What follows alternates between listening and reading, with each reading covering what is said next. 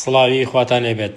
خانوو بۆ فرۆشتن لەسەر ڕووبەری 120 متر وام خانۆ پێکاتوە لە 2 نهۆم ژێرزەمینێک کە بۆ 2 ماڵ دەبێت. نهۆمی خوارەوەی پێکاتوە لە میوان و مەتبەخ و یەک ژووری نووستن مشتەمەلات و تەوالێت و حمام و نهۆمی سەرەوەش هەمان خەریتەی نهۆمی یەکەمە وا ژێرزەمینێکشی لەگەڵا کە بۆ ماڵێک گونجاوە. ئەم خانووە دەکەوێتە پارێزگای سلێمانی و گەڕەکی کۆستەی چام نێزیک قوتابخانەی شنیار. ئەم خانووە لەم کاتەدا فۆرم و ئەمری تاپوی بۆ دەرچووە، کامل خەدەماتە.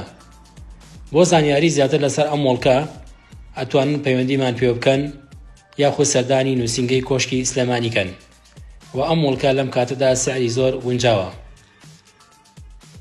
تۆی بەڕێزش هەم مۆڵکێکت هەیە بۆ فرۆشتن لە پارێزگای سلێمانی ئەتوانی پەیوەندیمان پێ بکەیت یاخود سەردانی نووسینگەی کۆشکی سلێمانی کەیت.